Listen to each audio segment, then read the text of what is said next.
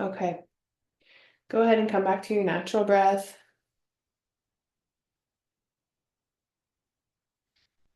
And we're gonna move into our pelvic tilt. So keep lying on your back, bend your knees. And like John was explaining earlier, moving your pelvis and tucking your tailbone. So on your inhale, lifting your hip, or not lifting your hips, but lifting your pelvis, creating a small back bend. And then as you exhale, pressing your low back into the mat. And think about your pelvis going away from your face. Again, as you inhale, creating a small, tiny arch in your low back, tilting your tailbone. Think about tucking your tailbone towards your face. And then as you exhale, press your low back, squeeze it into the mat, and press your pelvis away from you.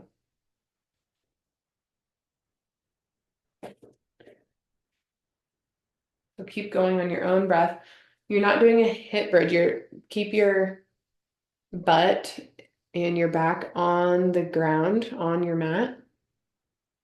The only thing that you should be moving are your hip bones. And as you move your hip bones, that is what creates the arch in your low back to come off of the mat. So move slow, move with your breath as you're inhaling, creating that low arch in your low back.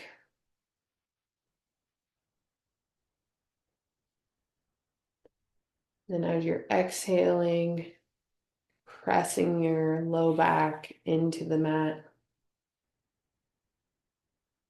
and tucking your tail. Do about 3 more of those.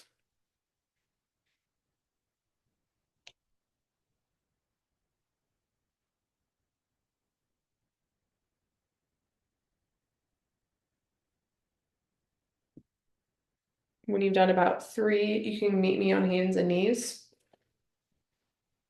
On all fours.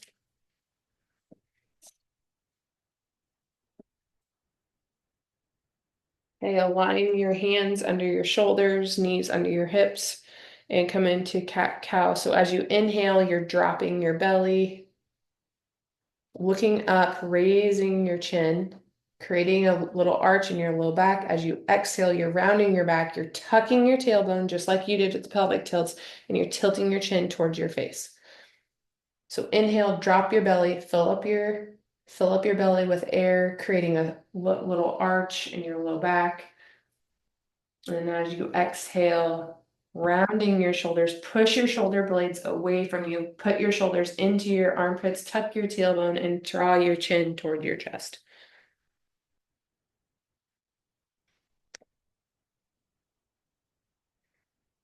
When you're doing these, think about moving with your breath. Think about how are your hips moving? How is your pelvis moving? Also, at the same time, think about pressing your hands into the mat. And on your exhale, when you're rounding your back, your shoulder blades are coming apart. When you are inhaling, your shoulder blades should be coming together.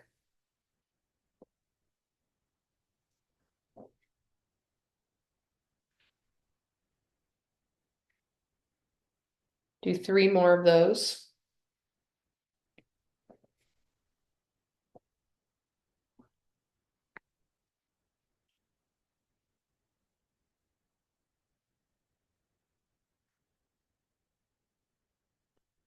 When you're done, meet me going back down to your mat and laying on your right side.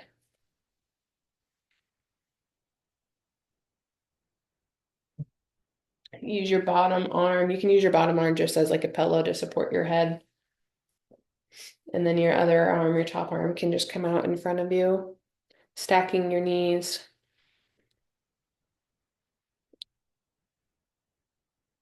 And we're gonna start off with just a quad stretch. So actually, bring your legs out long and straight. And then you're gonna take your top leg and you're gonna bend it back, and you're gonna take your top hand, reaching for your back leg and grabbing for your heel or the top of your foot or your ankle. As you're doing this, think about squeezing your glutes, especially your top glute. And that should create more of a hip flexor stretch in the front of your hips. When you inhale, think about extending, and when you exhale, bringing your foot even closer to you. If you want even more of an isometric stretch, take your foot and press it into your hand, creating some engagement, squeezing your butt, and drawing your heel closer to you. Now just breathe here.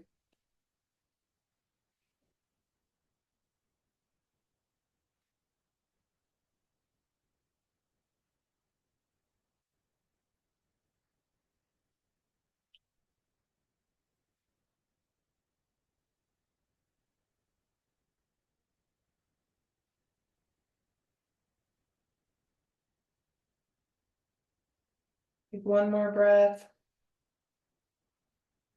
and you can let go. With your top leg, you're going to bring it back up into a bent knee. And this time your knee is going to come up to the ceiling, and you're going to, it's called tree pose, but you're going to press your heel, press your inner foot into your inner thigh of your bottom leg. So again, your top leg is going to be bent, knees coming towards the ceiling, and your arch of your foot is on your inner bottom leg. Now we're going to do some internal external rotation of our hip from this. So go ahead and bring your knee down towards the floor, lifting up your foot now and bringing it towards the ceiling. Now let's do the opposite. So knees coming back up more towards the ceiling, now farther back behind you, and your heel is turning more towards the front of you. That's kind of hard for you. Okay, other way. So knees coming down towards the front of you, towards the mat. Your heel is reaching up towards the ceiling. Gap between the knees, right? Yes, there should be a gap between your knees. You shouldn't have your knees stacked if they are. And then let's go the opposite way. So knee comes back up towards the ceiling and goes back more behind you, and your heel is reaching more towards the front of you. Let's do that on your own. Do that a couple more times. Move slow so you can really feel that rotation of your hip.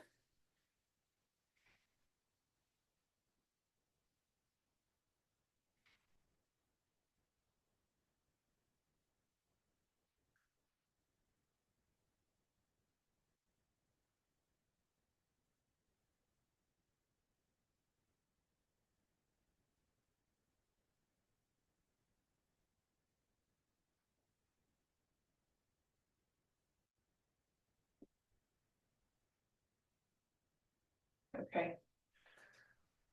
Bring your knee back down. Now you can lay your knees, stack your legs on top of one another. Now is where you grab either your block, baseball, cup, whatever it is that you have, and hold on to that with your top hand. And when you have that, you're going to grab it with your top hand and bring it back over on top of you, reaching back behind you. And then rather than moving your wrist, you're going to do this from your shoulder. So turning your hand all the way down and then going back up. So you're creating internal, external rotation of your shoulder with whatever it is that you have. So if you have a cup, think about, I'm dumping the cup out. I'm taking my pinky all the way back up towards the ceiling. And then I'm going the other way. I'm taking my thumb up towards the ceiling and taking my thumb back behind me.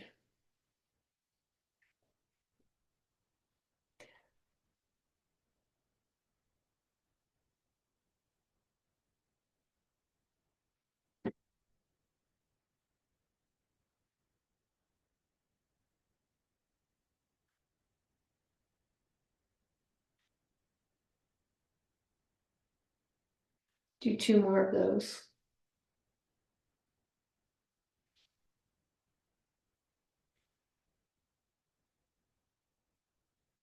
When you've done 2, go to your other side. So we'll switch sides and start over with those. Come to your left side, whatever side you haven't done.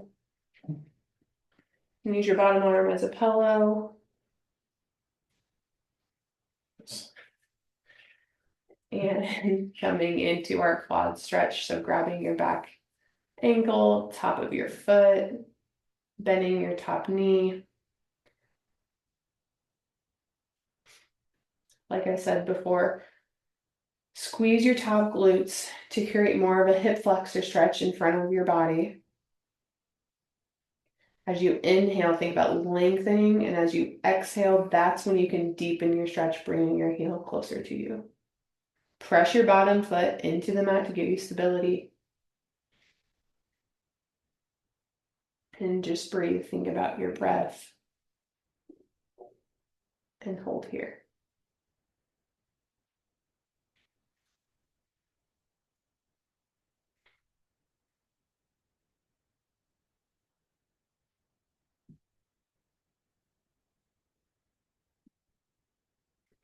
Think about what also might happen if you tuck your tailbone and then try to reach back and draw your leg closer to you as well.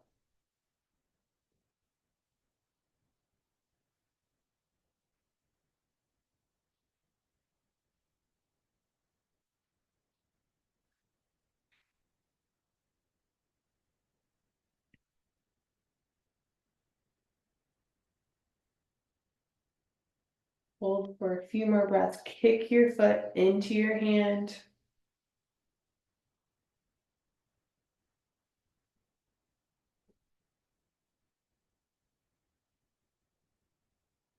And on your next exhale, release. You can release your foot.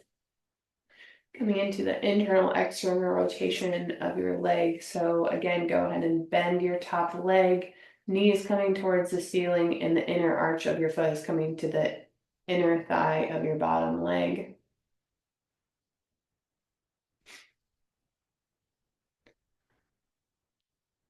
And now go ahead and rotate your knee so it's coming down towards the mat.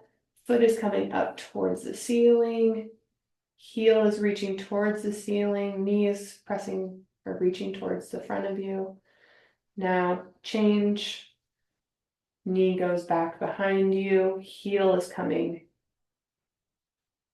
towards you.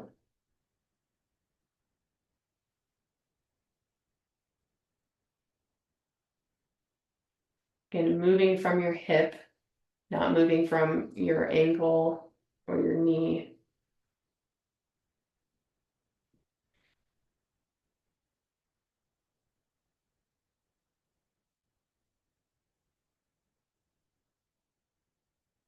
Moving slow. Heel comes to the ceiling, knee coming in front of you, and then switching. Knee goes towards the ceiling any amount, coming back behind you. Heels coming in front.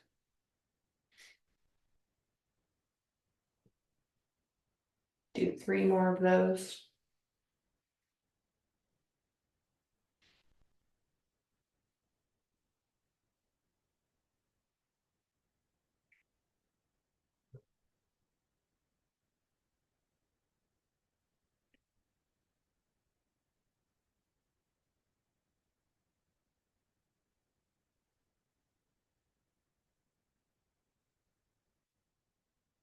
When you're ready, you can bring your legs back together. Stack your legs. Keep lying on your side. Grab any prop that you have, whether it's the ball, block, cup. Bring it into your top hand. And then you're coming into your internal external rotation of the top shoulder. So any amount reaching back behind you. And then internally rotating, bringing your finger, your pinky up, thumb down. Externally rotating, bringing your thumb down, pinky up. And then keep going, moving from your shoulder, not to cheat, move from your wrist or your elbow.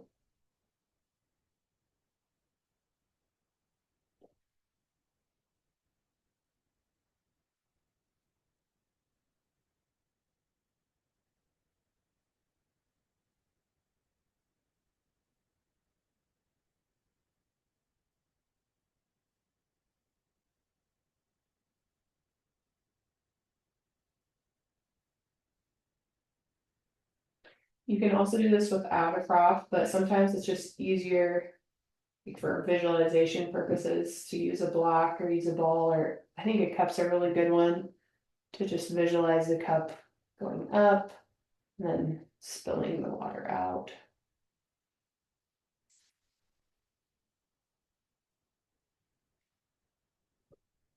Do a couple more.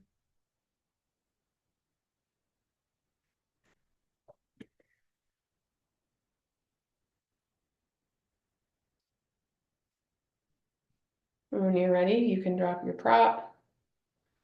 And then you can be in a seated position. And that's it.